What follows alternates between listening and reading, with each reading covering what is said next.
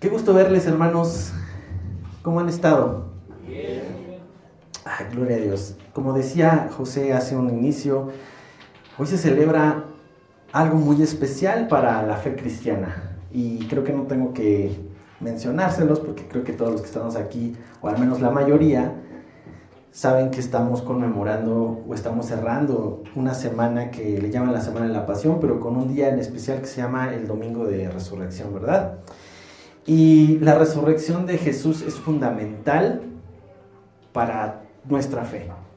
Es un pilar fundamental de nuestra fe. Y cuando te digo fundamental, no sé si se te viene a la mente la construcción de una casa o la construcción de algo. Lo que sostiene un edificio, ¿en dónde está? Está bajo el suelo, ¿verdad? En los cimientos, los pilares. Mis hermanos, la resurrección es eso para nuestra fe. La resurrección para nosotros es un pilar fundamental. Si tú y yo no creemos en la resurrección de los muertos, nuestro edificio llamado fe se va a estar tambaleando. Entonces, por eso es importante que podamos considerar la resurrección de Jesús como un tema fundamental de nuestra fe. ¿Por qué es importante traer esto a los púlpitos cada año? Y no debería de ser cada año, debería de ser muy constantemente hablar de la resurrección, porque les digo, es un pilar fundamental para los que creemos en Cristo. Si no hay resurrección, no hay vida eterna, y si no hay vida eterna, somos los más dignos de conmiseración, porque estamos haciendo algo que no tiene sentido. Entonces, este tema de la resurrección, hermanos, se ha cuestionado. No, actualmente, históricamente se ha cuestionado si Jesús resucitó o no. Se ha minimizado también en las enseñanzas. ¿Por qué? Porque ahora el mensaje de Cristo es tener tu mejor vida aquí, cuando el mensaje de salvación es tener una vida eterna. Y también el creyente que no conoce y no confía sobre la resurrección está en un terreno vulnerable. Su fe va a estar en un terreno peligroso, porque va a llegar a un punto de su existencia donde podría dudar de qué sigue después de esta vida. Entonces, por eso es importante que podamos meditar en esto, en la muerte y la resurrección del Señor. Ahora, ¿cuál es más importante? Porque algunas personas, y no me dejarán mentir, cuando hablamos de la Semana de la Pasión, ¿qué es lo que más se representa? La muerte, ¿verdad? La cruz. Hay hasta Vía Crucis, hay obras de teatro, hay dramatizaciones, y la muerte es muy explícita, ¿no? La cruz y todo esto. Pero la resurrección es así como, bueno, y resucitó. ¿Cuál es más importante? Las dos son importantes, ambas están unidas. No hay resurrección si no hay muerte, y no hay muerte que tenga vida si no hay resurrección. Entonces, por un lado, la muerte de cruz nos dio la victoria de algo que tú y yo nunca podíamos obtener, y su muerte, la muerte de Jesús, nos trajo el perdón de nuestros pecados. Esto lo sabemos muy bien por el Evangelio, pero, la deuda está pagada. Lo que tú y yo debíamos, la sangre de Cristo, la cruz de Cristo, ha pagado. Pero ahí queda todo, ahí termina todo. Bueno, ya estamos en paz con Dios y se acaba. No, mi hermano.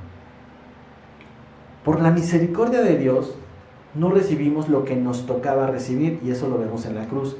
Pero por la gracia de Dios, recibimos vida eterna. Por la gracia de Dios, algo que no nos merecíamos, por la resurrección de Cristo, tú y yo tenemos una esperanza. Y esa esperanza es que no todo acaba en esta vida. Mis hermanos, la entrada de Jesús en la tumba es tan importante como lo fue su salida de la misma. Entonces, por eso, Pablo señala la importancia de meditar en esto. Y por eso hemos hecho esta pausa estos últimos 2 domingos para hablar de toda esta semana. Y en 1 de Corintios, si me ayudas ahí, Moni, no vayas para allá, vamos a estar en Lucas, pero Pablo lo explica así a los corintios de esta manera, porque desde tiempos de la primera iglesia ya se cuestionaba si Jesús había resucitado o no. Y Pablo es explícitamente y concreto en esta porción que le dice, pero si se predica de Cristo, 1 Corintios 15, 12 y 14, pero si se predica de Cristo que resucitó de los muertos, ¿cómo dicen algunos entre vosotros que no hay resurrección de los muertos? A ver, es lo que predicamos, Jesús resucitó, ¿cómo la iglesia empieza a creer que no hay resurrección de muertos y que todo acaba con esta vida? Dice Pablo, porque si no hay resurrección de muertos, tampoco Cristo resucitó, y si Cristo no resucitó, vana es nuestra predicación, vana es también nuestra fe. ¿Te das cuenta de lo importante que es conocer la verdad sobre la resurrección y que tú tengas esa esperanza de que algún día vamos a estar junto con Cristo, resucitados en un cuerpo glorificado, y que ese dolor que hoy te achaca, ese dolor que hoy tienes, esa afectación corporal que hoy tienes, se va a acabar.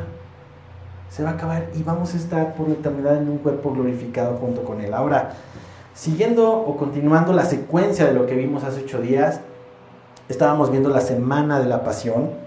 Ya hablábamos hace 8 días de la preparación de Jesús y de la entrada triunfal de Jesús. Y eso lo vimos que sucede del domingo de Ramos, lunes, martes, miércoles y jueves, que es el momento más íntimo con sus discípulos. Y a partir del jueves, viernes, sábado y domingo, vemos la entrega de Cristo, la muerte y la resurrección de Jesús. Ahora, es importante que tú puedas conocer esta verdad.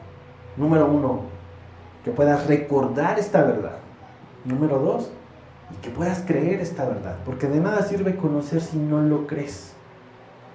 Y esta verdad, como te decía, es un pilar fundamental cuando entendemos los motivos de Jesús para poder ir a la cruz y para resucitar de la tumba.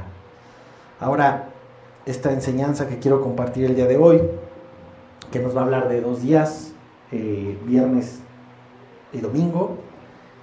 Como te decía, vemos la entrega, la muerte, la resurrección, pero vamos a navegar, mis hermanos, por varios pasajes de los evangelios. Por eso te decía que no fueras a Corintios. Vamos a quedarnos en Lucas. Lucas capítulo 24 es el capítulo que vamos a estar usando como ancla de esta enseñanza, y que vamos a ir meditando en los momentos cruciales de la vida de Jesús en estos últimos momentos. Ahora, Lucas capítulo 24, versículo 1 nos va a posicionar en el momento.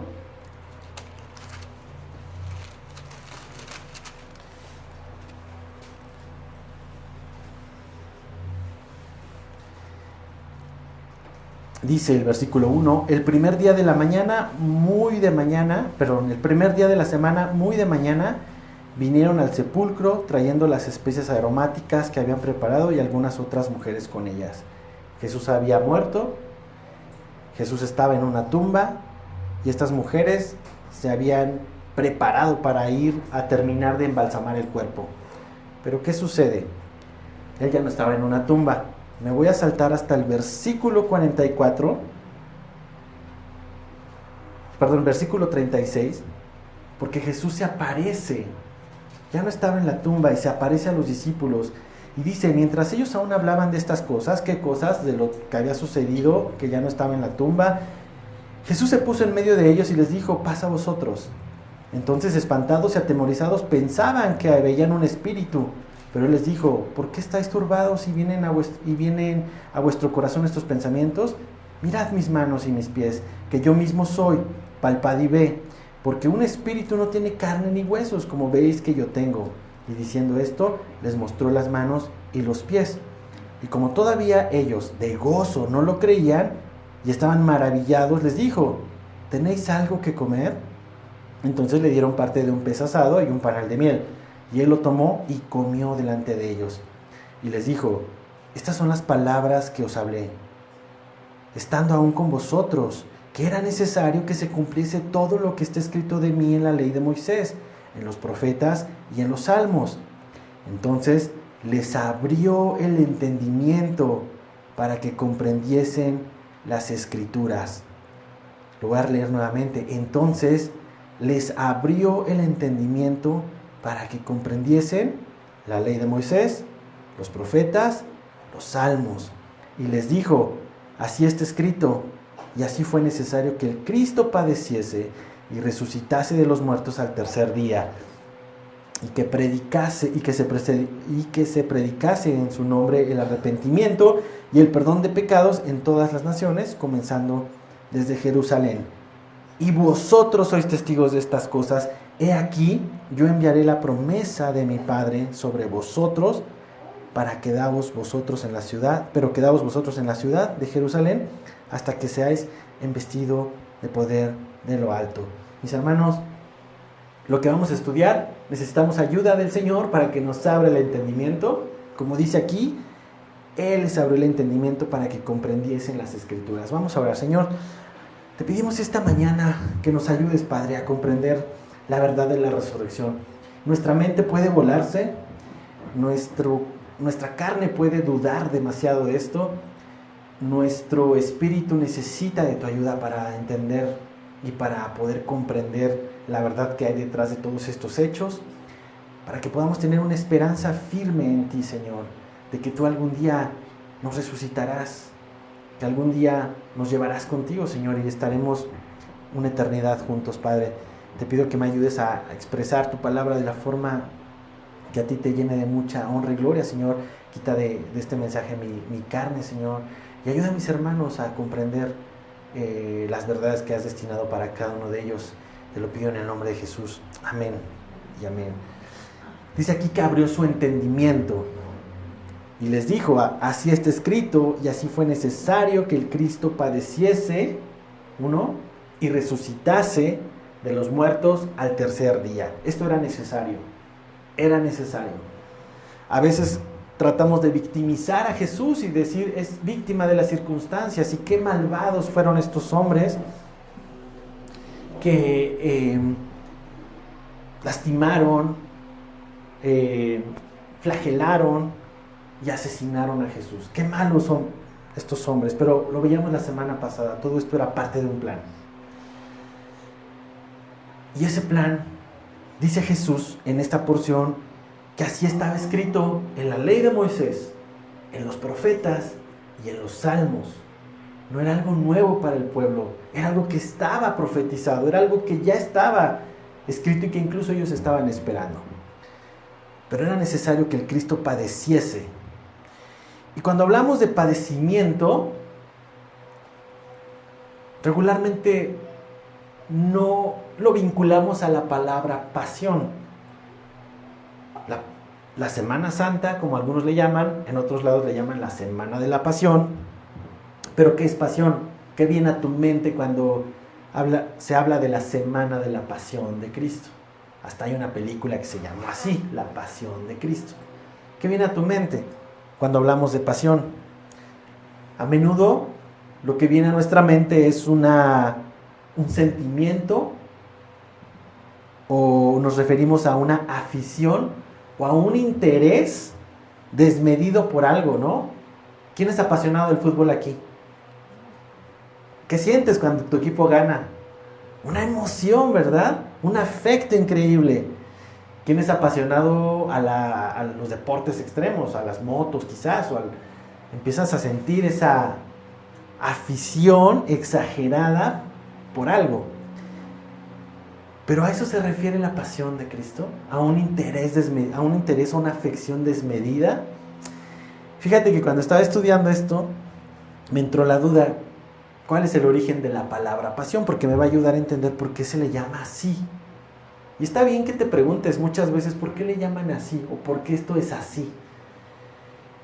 ¿A qué se refiere? Y fíjate, la palabra pasión tiene un origen fascinante que se remonta al latín, y la palabra proviene de la palabra latina pasio, que significa sufrimiento. La palabra pasión significa sufrimiento. Algunos sí sufren cuando ven a su equipo, ¿verdad? Bueno, en mi caso sí, porque con los Pumas no hay más que eso, sufrimiento. Pero Mi hermano, la palabra pasión es increíble que habla de esto, habla de sufrir o padecer. Y Cristo necesitaba padecer. Así estaba escrito, la semana de la pasión relata el sufrimiento de Jesús antes de su muerte, como estuvo escrito por siglos y siglos atrás. Y Jesús al menos 3 veces les recordó esto a sus discípulos, en los diferentes evangelios se ve, pero ellos creo que nunca lo cacharon. Lucas, 2 capítulos atrás, 22, vamos a regresarnos al momento. Versículo 47 al 53, todavía es jueves, todavía está Jesús con los suyos. Y aquí vamos a ver la entrega, cómo comienza. Versículo 47 dice: mientras él aún hablaba, se presentó una turba, y el que se llamaba Judas, uno de los 12, iba al frente de ellos, y se acercó hasta Jesús para besarle. Entonces le dijo: Judas, ¿con un beso entregas al Hijo del Hombre? Viendo los que estaban con él lo que había de acontecer, le dijeron: Señor, ¿heriremos a espada? Y uno de ellos hirió a un siervo del sumo sacerdote y le cortó la oreja derecha. Entonces respondiendo Jesús dijo: basta ya, dejad, y tocando su oreja lo sanó. Y Jesús dijo a los principales sacerdotes, a los jefes de la guardia del templo y a los ancianos que habían venido contra él: ¿cómo contra un ladrón habéis venido con espadas y palos? Habiendo estado con vosotros cada día en el templo, no extendisteis las manos contra mí, mas esta es vuestra hora y la potestad de las tinieblas. ¿Qué estamos viendo aquí? El primer golpe de Jesús, mi hermano, no fue la bofeteada que le dieron frente al sumo sacerdote. El primer golpe que Jesús recibe es emocional. Y es a Judas entregándole con un beso, a un amigo íntimo. De hecho, tú recordarás que Jesús señala al que le había de traicionar como aquel que mojaba su pan junto con él. Y para que eso sucediera significaba que Judas estaba junto a él. A veces cuando hablamos de la cena, última cena, nos acordamos de la pintura de Leonardo da Vinci, ¿verdad? Una mesa extendida, pero no necesariamente fue así. Lo que sí podemos saber es que Judas era muy cercano a Jesús. Él llevaba las finanzas del grupo, él mojaba el pan junto con él y era un discípulo cercano. Y este discípulo cercano fue el que le entregó con un beso. Ahora, vemos aquí cómo la traición es el primer golpe que recibe emocionalmente nuestro Señor. ¿Y alguien de aquí ha experimentado la traición de alguien cercano? ¿Alguien de aquí ha sufrido la decepción de alguien cercano? Creo que no te tengo que explicar el dolor que se siente cuando alguien nos traiciona, cuando alguien rompe esa confianza, ¿verdad? Aquí comenzaba la vía dolorosa de Jesús. Pero no solamente vemos eso, también vemos la hipocresía y la cobardía de estos religiosos que fueron a Jesús no solos, llevaron a una turba, llevaron a un escuadrón, llevaron a un grupo de soldados de la guardia de Roma para apresar a Jesús. Por eso Jesús les hace una pregunta: he estado con ustedes todo este tiempo en la iglesia y nunca extendieron la mano. Y así es la hipocresía, y así es la cobardía, siempre es en lo oculto. Y con un beso, el traidor entregaba al maestro. Jesús le hace una pregunta muy fuerte a Judas y le dice: ¿con un beso entregas al Hijo del Hombre? Lo que Jesús le está haciendo ver a Judas en su interior con esta pregunta es: ¿estás tan muerto de todo sentimiento que con un beso me traicionas?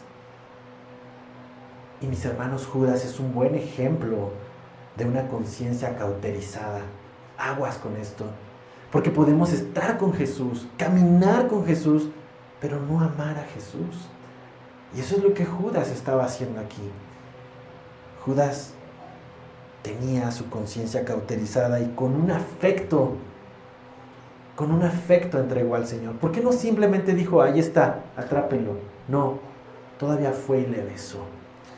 Pero no acabó ahí. Este fue el primer dolor físico. Los hechos transcurren hacia un juicio injusto, que lo vemos más adelante, pero antes de estos juicios hay otro golpe emocional.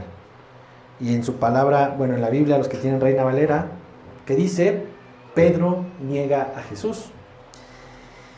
Y lo que vemos es que otro discípulo muy querido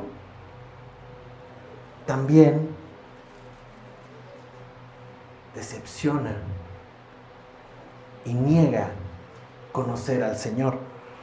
Quisiera leerlo aquí en Lucas, pero Mateo nos da un poquito más de detalle. No pierdas Lucas, acompáñame a Mateo 26, 56. Porque Lucas lo deja muy general, pero hay unos detalles interesantes del momento después de este arresto. Y en Lucas 26, 56 vamos a ver qué sucedió una vez que Jesús es arrestado. Y dice la palabra, mas todo esto sucede para que se cumplan las escrituras de los profetas. Entonces, ¿cuántos discípulos? Todos. ¿Qué hicieron? Lo dejaron y huyeron. Todos corrieron. Pero uno se mantuvo ahí oculto. Jesús nunca le pidió a Pedro que le ayudara. Incluso cuando quiso defenderlo cortando la oreja de aquel hombre, lo regañó. Pero Pedro, a pesar de que sabía la advertencia de que iba a negarlo, Pedro creyó que él era más sabio que Jesús y que Jesús se podía equivocar. Pero bueno, este Pedro, en este mismo capítulo, en el versículo 69, lo vemos, dice, Pedro estaba sentado fuera en el patio y se le acercó una criada diciendo, tú también estabas con Jesús el Galileo. Mas él negó delante de todos diciendo, no sé lo que dices. Saliendo él a la puerta, le vio otra y dijo a los que estaban ahí, también este estaba con Jesús el Nazareno. Pero él negó otra vez con juramento, no conozco al hombre. Un poco después, acercándose los que por ahí estaban, dijeron a Pedro, verdaderamente tú eres uno de ellos, porque aún tu manera de hablar te descubre. Entonces, ¿qué hizo Pedro? Comenzó a maldecir, comenzó a quitarse todo lo que parecía a Jesús. Si se habían dado cuenta que él seguía a Jesús por su forma de hablar, ¿qué fue lo que hizo? Hacer lo contrario a Jesús y empezó a maldecir y empezó a jurar, no conozco al hombre. Y enseguida cantó el gallo. Qué triste, hermanos, ver a este discípulo que no tenía que estar ahí. Y lo veíamos cuando estudiamos Juan. Jesús no le pidió estar ahí, pero él creyó que podía demostrarle a Jesús que le amaba y que Jesús se había equivocado en su percepción sobre ellos. Y es un error muy común en ti y en mí. A veces Jesús nos habla y nos dice, hey, no tomes este camino, vas a caer. Pero nosotros queremos demostrarle a Jesús podrías equivocarte, Señor. Claro que puedo tomar esta decisión y poder solventar las consecuencias de ello. Pedro creyó lo mismo. Pedro terminó negándole. Y aún así, el Señor siguió su camino hacia la cruz. No dijo, aborto la misión. Uno ya me entregó hipócritamente, otro me ha negado, y todo lo que le enseñé, todo lo que aprendió de mí, lo terminó tirando por la borda para no parecerse a mí. El dolor de una traición, el dolor de una decepción, no detuvieron a Jesús, porque Él es fiel a su palabra. Ahora, vamos a Lucas nuevamente, Lucas 22, ¿qué es lo que sigue? Y tú conoces muy bien la historia porque seguramente has visto películas, dramas, etcétera, pero Jesús ahora empieza a sufrir violencia física, ya no solo a la emocional de sus discípulos, ahora viene una flagelación, ahora viene un escarnecimiento, y en el versículo 63 al 65 dice que los hombres que custodiaban a Jesús se burlaban de él y le golpeaban. Eran dos tipos de violencia, la física, pero también la emocional. Se burlaban de él y le vendaban los ojos, le golpeaban el rostro y le preguntaban diciendo: profetiza, ¿quién es el que te golpeó? Y decían otras muchas cosas injuriándole. Podríamos pensar, hermanos, que los romanos hicieron esto porque no sabían quién era Jesús. Y en cierto sentido puede tener razón ese punto. Porque al final ellos mismos no admitían que Él era el Hijo de Dios, que Él era el Mesías. Pero en otro sentido, y quiero que tú veas esto nos deja ver clara la maldad del hombre. Cómo por naturaleza el hombre es enemigo de Dios. Estos hombres no necesitaron más que sacar lo que hay dentro de ellos y llegar a este punto de inhumanidad. Muchas veces hemos platicado, todos nosotros tenemos el potencial de ser el hombre más malo de este planeta. Solo nos falta estar en el contexto adecuado. ¿Por qué? Porque es la naturaleza pecaminosa de nuestro ser, de nuestra carne. Estos hombres solo dejaron en manifiesto que el hombre naturalmente es enemigo de Dios. No tiene que hacer nada, simplemente ya lo es un enemigo de Dios. Pero lo peor no sería eso. Ahora vamos a ver en los siguientes versículos qué sucede al día siguiente. Lucas 22:66. Cuando era de día, se juntaron los ancianos del pueblo y los principales sacerdotes y los escribas y le trajeron al concilio diciendo: ¿eres tú el Cristo? Dínoslo. Y él les dijo: si os los dijere, no creeréis. Y también si os preguntare, no me responderéis, ni me soltaréis. Pero desde ahora el Hijo del Hombre se sentará a la diestra del poder de Dios. Dijeron todos: ¿luego eres tú el Hijo de Dios? Y él les dijo: vosotros decís que lo soy. Entonces ellos dijeron: ¿qué más testimonio necesitamos? Porque nosotros mismos le hemos oído de su boca. Y vemos 3 juicios injustos. El primero comienza aquí con ancianos y sacerdotes, con líderes espirituales de la época, que no tenían razones para haberlo arrestado, que no sabían cómo justificar sus actos, y que incluso Mateo 26 nos habla un poco más de esto, que buscaron testigos falsos para que levantaran un falso testimonio contra Jesús. ¿Qué vemos aquí? Hombres religiosos quebrantando su misma ley. Hombres religiosos dando un falso testimonio. ¿Qué es esto? Hipocresía religiosa. Eso no es nuevo. Hipocresía religiosa. Y no solamente en este juicio podemos ver la incapacidad del hombre religioso para ser justo. Porque esto es lo que vamos a ver. Fueron 3 juicios. El primero, injusto.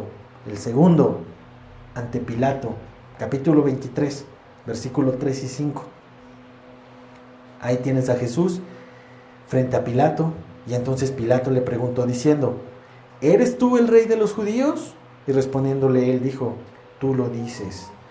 Y Pilato dijo a los principales sacerdotes y a la gente: ningún delito hallo en este hombre. Aún siendo un hombre malvado, Pilato no vio ningún delito en Jesús. Pero él tenía un miedo de ser rechazado por el pueblo. Y eso lo llevó a ser cobarde y a no liberar a Jesús. Y entonces vemos que la justicia institucional de Roma también era injusta.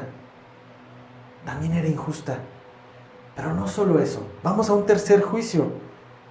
Porque Pilato se trató de lavar las manos desde aquí y mandó a Jesús con Herodes.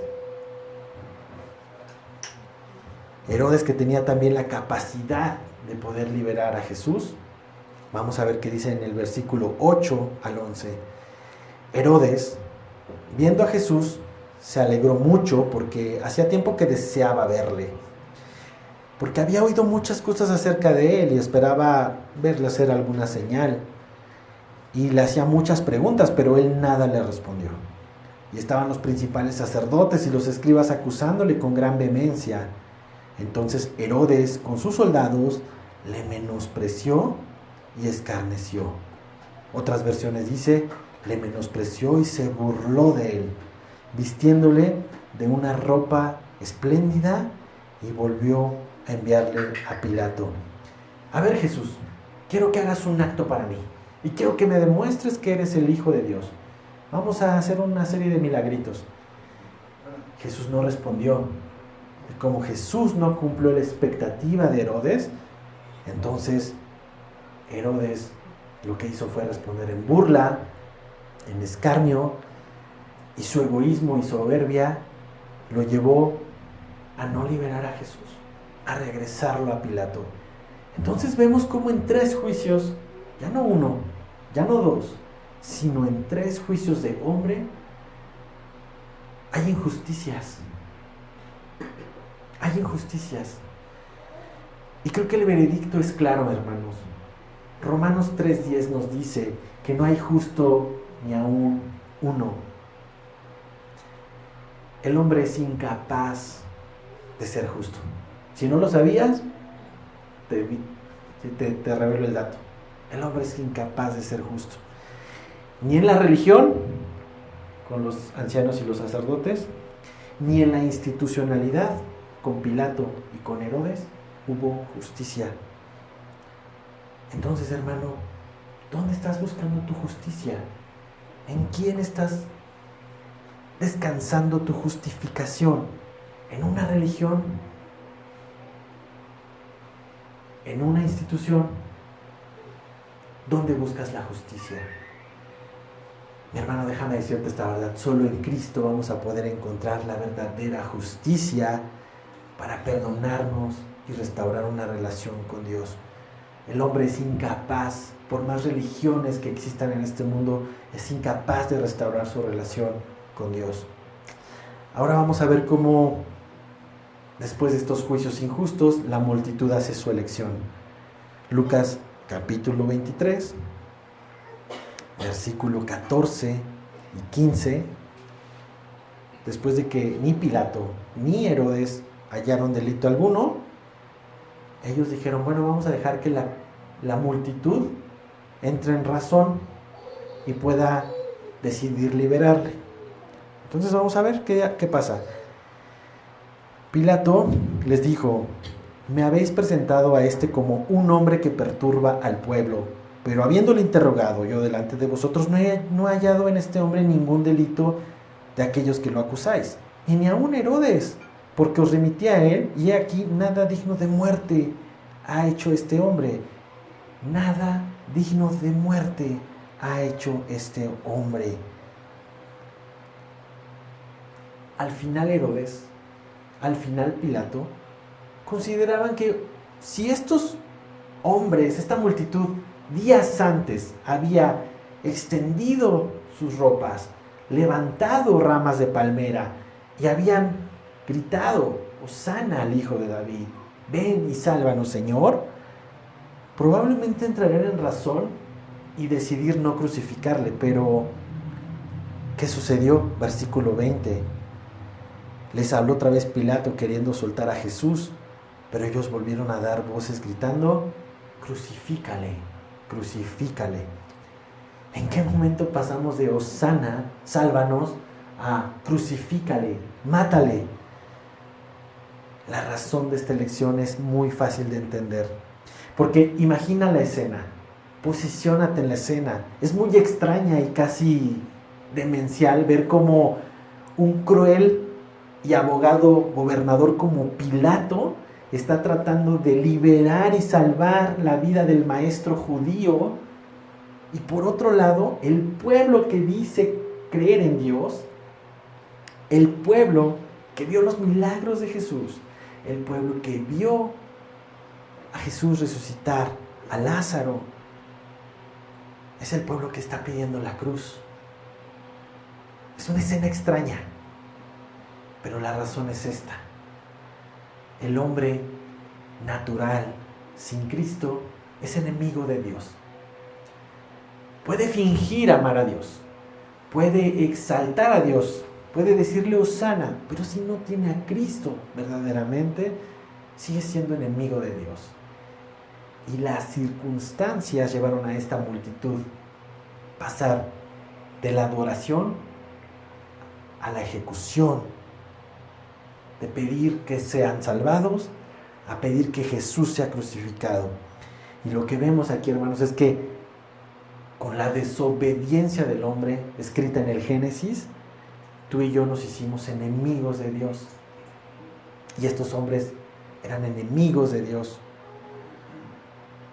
Dice la palabra que por cuanto todos pecamos, estamos ¿qué? Separados de Dios, destituidos de la gloria de Dios. Entonces, un enemigo, al ser enemigo de Dios, va a buscar siempre dañar, contradecir y combatir a quien se opone. Por eso un enemigo de Dios es aquel que se opone a la presencia y a los propósitos de Dios en este mundo. Eso es lo que estaba pasando. Pero aquí hay una buena noticia. Jesús vino a arreglar esto. No más enemigos de Dios. ¿Cómo lo arreglaría? Jesús lo dijo, era necesario que el Cristo padeciese y que resucitase. Entonces, Jesús lo arregló muriendo, pagando el precio del pecado, porque la paga del pecado es ¿qué? Muerte. Jesús tenía que pagar la moneda de cambio del pecado que Adán introdujo al mundo, muerte. Por eso tuvo que morir. Ahora, la segunda parte es restaurando una relación con Dios, que es una reconciliación. Para que tú y yo dejemos de ser enemigos de Dios, necesitamos reconciliarnos con Dios. Y acompáñame a Romanos 5, 8 al 11. El apóstol Pablo les escribe a los romanos de una forma magistral esta verdad que te acabo de compartir. Romanos 5, versículo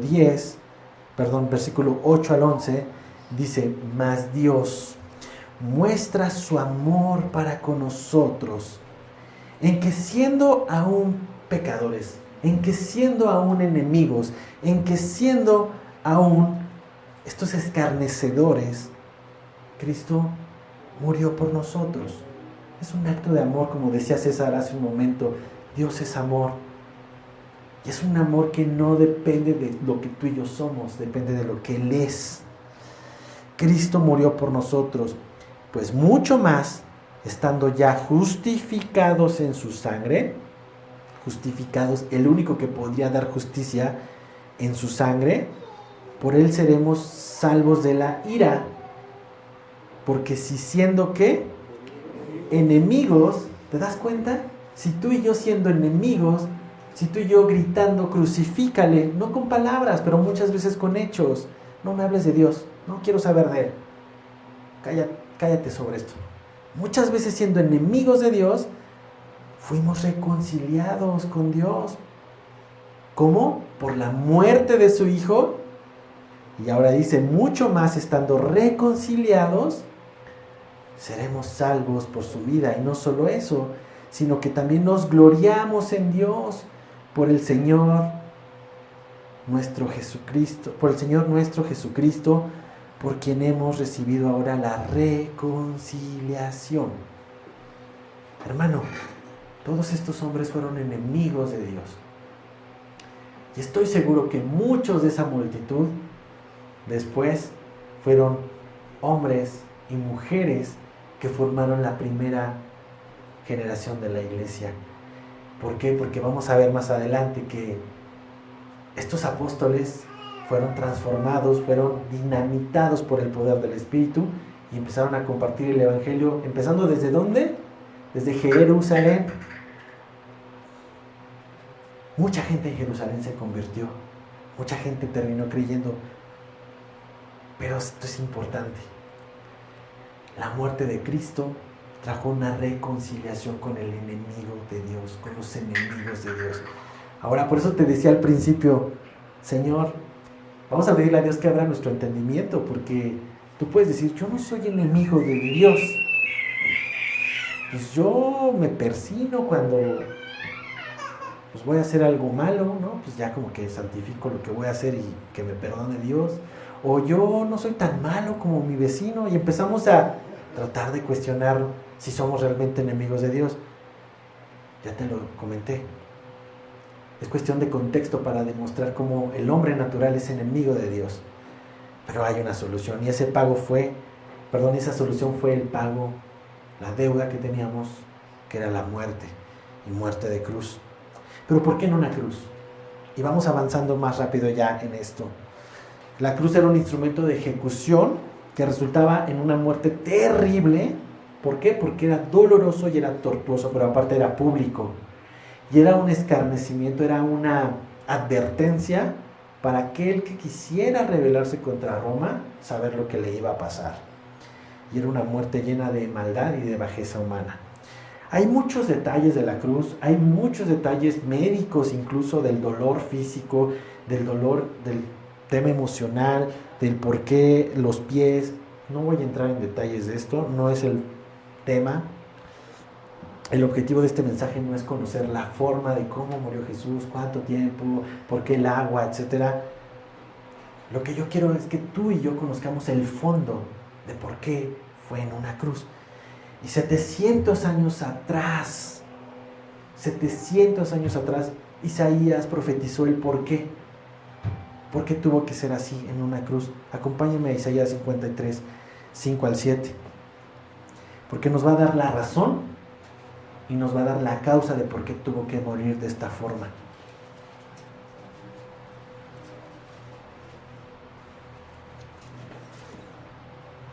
Dice Isaías 53, 5 al 7. Mas el herido fue por nuestras rebeliones, molido por nuestros pecados. ¿El qué? Castigo. Los castigos no son leves, son dolorosos. El castigo de nuestra paz fue sobre él, y por su llaga, porque su cuerpo quedó como una llaga, tú y yo fuimos curados. Esa es la razón. Pero ¿cuál fue la causa? La causa dice: todos nosotros, tú y yo, todos nos descarriamos como ovejas, cada cual se apartó por su camino, mas Jehová cargó en él el pecado tuyo y mío, el de todos nosotros. Angustiado él y afligido, no abrió su boca. Como cordero fue llevado al matadero, y como oveja delante de sus trasquiladores, enmudeció y no abrió su boca. Y así aconteció.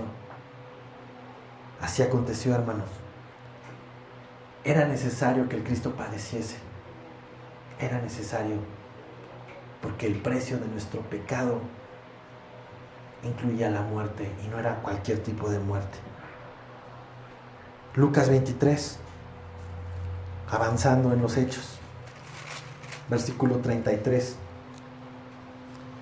Y cuando llegaron al lugar llamado de la Calavera, le crucificaron ahí, y los malhechores, uno a la derecha y otro a la izquierda. Y Jesús decía: Padre, perdónalos, porque no saben lo que hacen.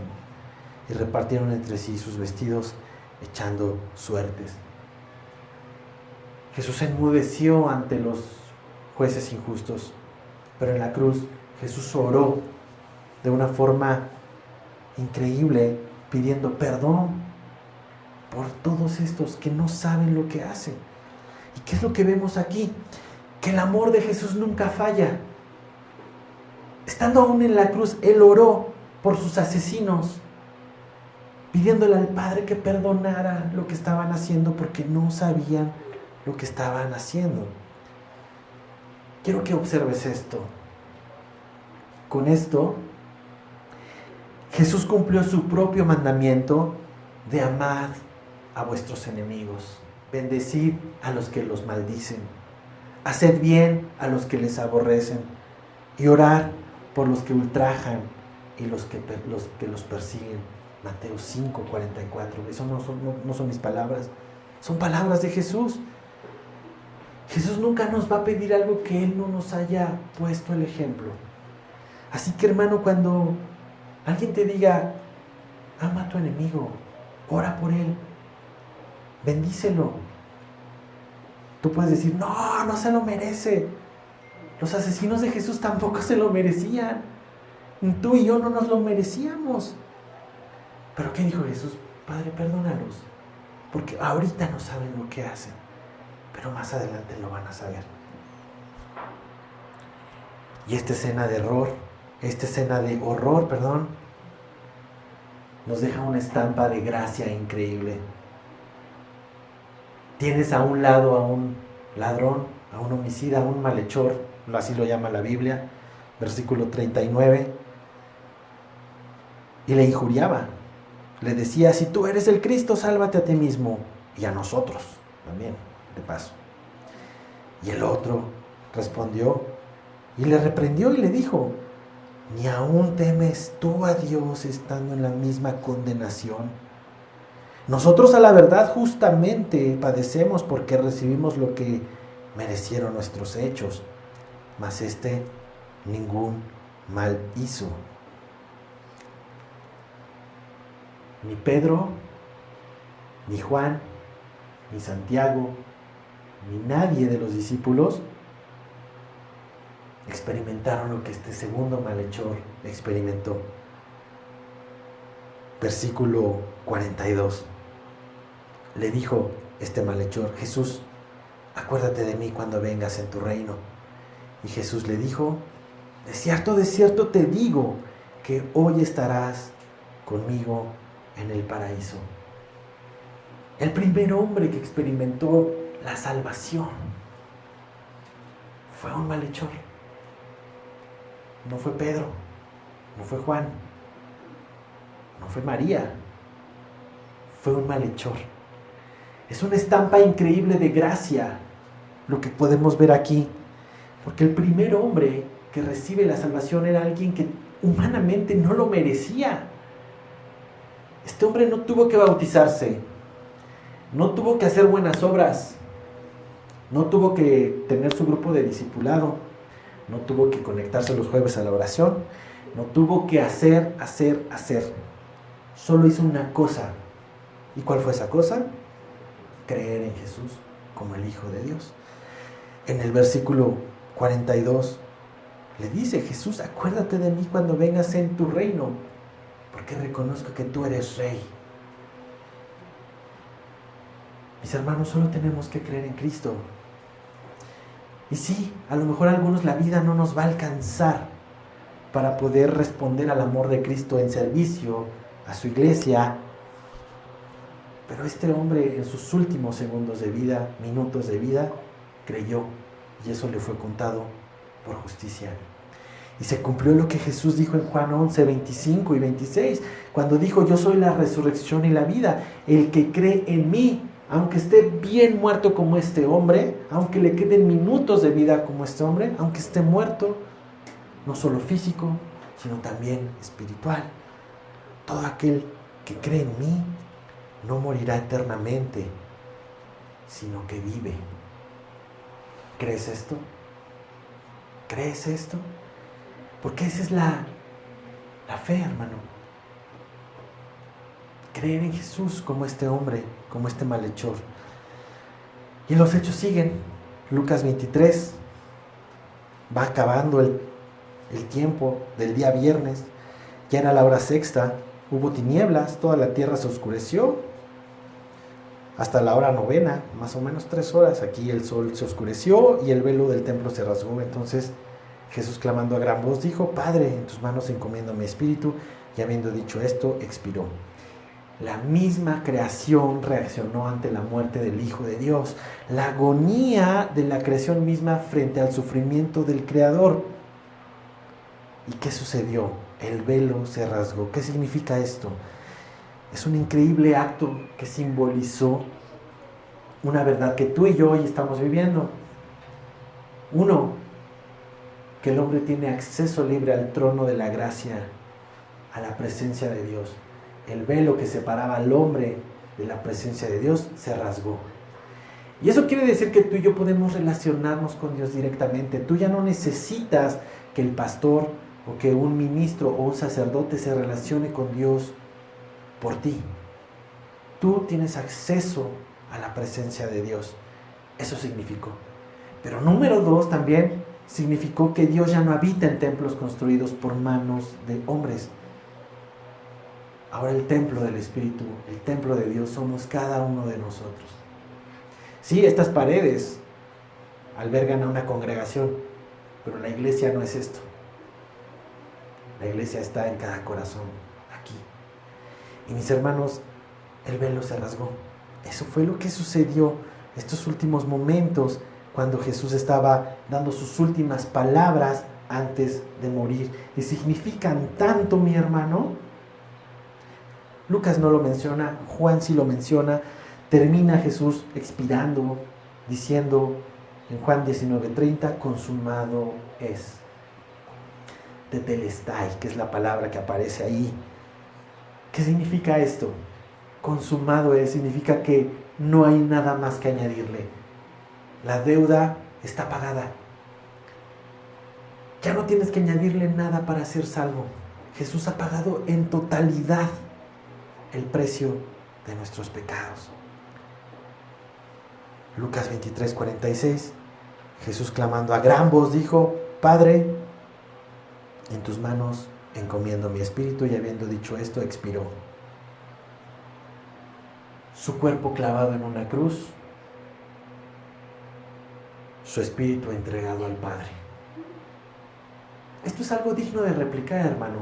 Obsérvalo. Nuestra carne tiene que estar crucificada y nuestro espíritu tiene que estar con el Padre hasta el día que expiremos nuestro último aliento. Gálatas 2:20, con Cristo estoy, ¿qué? Y ya no vivo yo, mas Cristo vive en mí. Es algo digno de imitar. El cuerpo crucificado, ya no más para vivir para mis deseos. Ahora estoy con Cristo crucificado y el espíritu entregado al Padre. Pero la increíble historia no termina aquí. Último día de la pasión, último día de la semana, día de reposo. ¿Y por qué te digo último día? Porque tú puedes decir, pero era sábado. Sí, pero en el calendario judío el último día, ¿cuál es? El sábado, el Sabbat, ¿verdad? El día de reposo. Y no hay narrativa en la Biblia de lo que sucedió aquí. Hay algún destello por ahí en Pedro, en la primera carta de Pedro, pero no vamos a inventarle doctrinas a lo que no está, porque no hay narrativa de que Jesús haya descendido y haya rescatado y haya hecho algo ahí con las almas de otros siglos, etc. Te digo que hay algo de Pedro ahí, pero es asunto para otra predicación.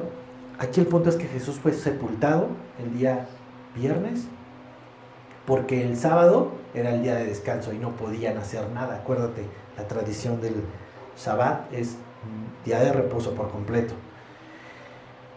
Pero lo único que podemos ver en Mateo 27 es que el sábado, ese sábado de gloria como tú y yo lo conocemos, los principales sacerdotes y fariseos, eso está escrito en el versículo 62, fueron ante Pilato diciéndole: Señor, acordamos que aquel engañador dijo, viviendo aún, después de 3 días resucitaré. Así que manda que se asegure el sepulcro hasta el tercer día, no sea que vengan sus discípulos de noche y lo hurten y digan al pueblo: resucitó entre los muertos, y será el peor error que el primero, será el postrer error peor que el primero. Aquí voy a hacer una pausa.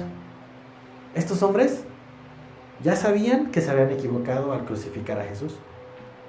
Y sabían que había sido un gran error. ¿Cómo se dieron cuenta?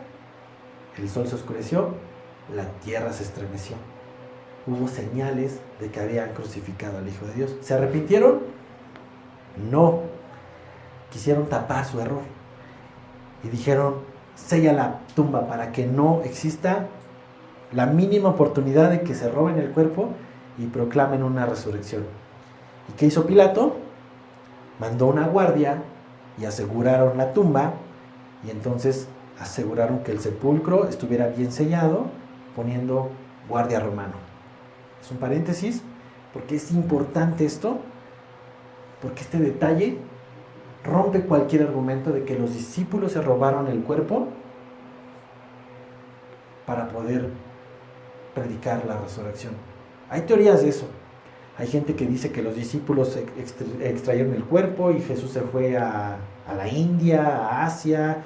Esas doctrinas medias raras que dicen que por eso la tumba está vacía. No, mi hermano, la tumba está vacía porque Jesús resucitó.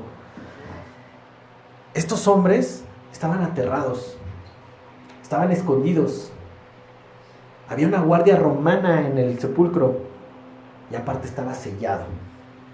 ¿Qué probabilidad existe que estos hombres, con este contexto, hubieran extraído el cuerpo de la tumba? La probabilidad se reduce a 0. Y es un dato muy importante, como te digo, para poder dar fe de la resurrección de Jesús. Ahora sí llegamos al último día, día 8. Con esto vamos a terminar. La intención fue bastante clara. ¿Qué buscaban estos hombres? Tratar de sellar el sepulcro, pero fueron unas mujeres. Capítulo 24, versículo 1. El primer día de la semana, muy de mañana, vinieron al sepulcro trayendo especias aromáticas que habían preparado y algunas otras mujeres con ellas. No habían terminado de preparar bien el cuerpo y estas mujeres vinieron a terminar la tarea. ¿Cuánto pesaba la piedra que estaba tapando el sepulcro? No hay estimaciones exactas, pero se puede creer que era alrededor de 2 toneladas. Estas mujeres tampoco pudieron haber movido la piedra. ¿Jesús necesitaba que se removiera la piedra para salir de la tumba? No lo necesitaba. Jesús estaba resucitado en un cuerpo glorificado y podía atravesar barreras materiales. Pero era necesario que la piedra fuera removida para que entraran estas mujeres y se dieran cuenta que Jesús había resucitado.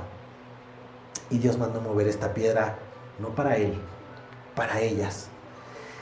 Y vemos en el versículo 4 que ellas, estando perplejas por esto, se pararon junto a ella 2 varones de vestiduras resplandecientes.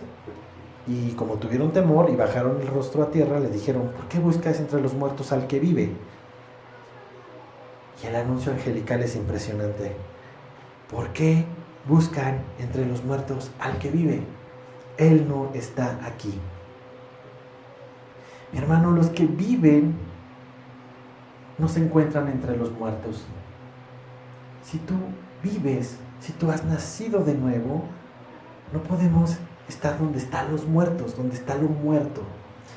Y estos 2 hombres dicen esto: no busques donde no vas a hallar al que vive. No debemos esperar la vida espiritual entre aquellos que no la tienen. Muchos buscan a Jesús entre cosas muertas, como la tradición religiosa, muerto, como el formalismo, cosa muerta, reglas del hombre, esfuerzos humanos e ingenuidad. No busques a Jesús en cosas que están muertas. Solo podemos encontrar a Jesús donde hay vida de resurrección, donde Él es adorado en espíritu y en verdad, en cada corazón. Ahí es donde está. Ahora, hermano, esta noticia, como empezamos este estudio, era digna de compartirse. Se llevó a los apóstoles. Ellos estaban temerosos. Ellos tenían muchas dudas y hablaban de esto. Y tú puedes escuchar, mi hermano, muchas veces este mensaje. No sé cuántas veces lo has escuchado sobre la muerte y la resurrección de Jesús. Pero hasta que no vengas como estas mujeres al sepulcro, como Pedro y como Juan, que corrieron a ver lo que habían dicho, no vas a poder experimentar a Jesús resucitado. Lo puedes conocer, pero el resto de los discípulos no hicieron nada, se quedaron esperando. Solo estos 2 hombres pudieron reconocerlo. Pero bueno, Jesús les va a ayudar para que comprendieran finalmente esto. Y acaba el capítulo 24 de esta forma magistral como empezamos, donde Jesús les dijo, versículo 44, estas son las palabras que os hablé, estando aún con vosotros, que era necesario que cumpliese todo lo que está escrito de mí en la ley, en los profetas y en los salmos. Y entonces abrió el entendimiento.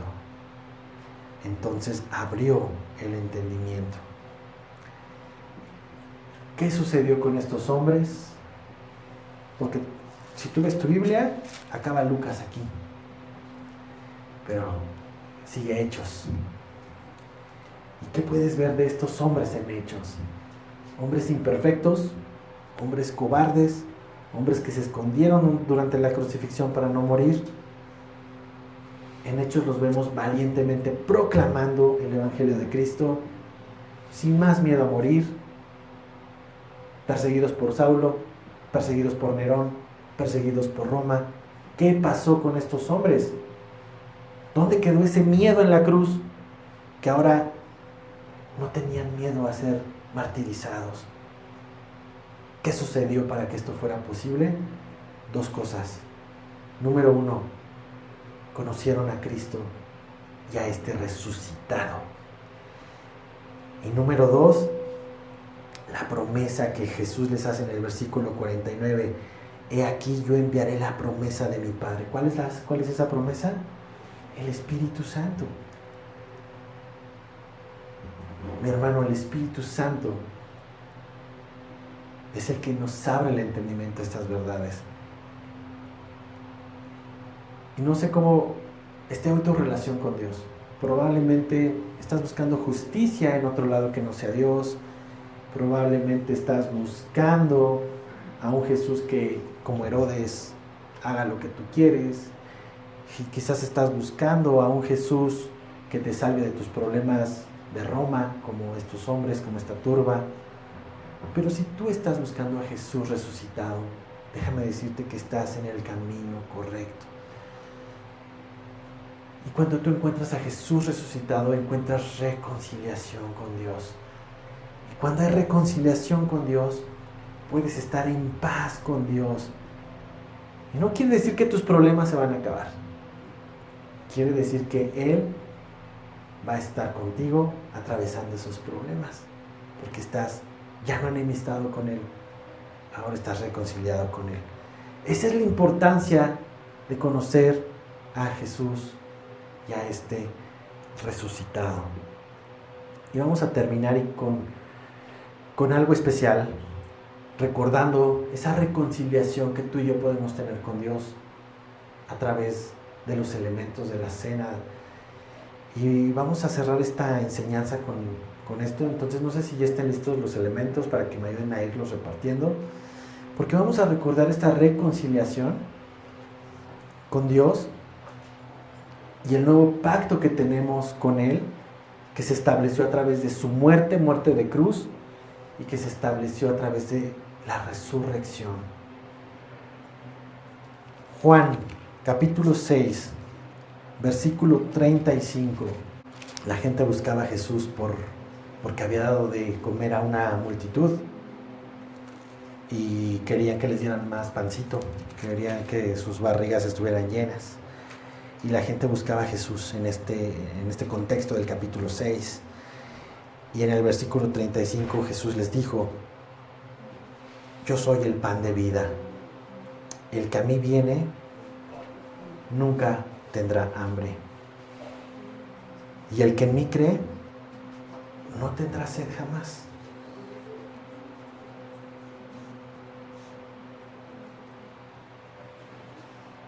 Solo en Jesús nuestras necesidades espirituales pueden ser saciadas, mi hermano, porque Él es el pan de vida eterna.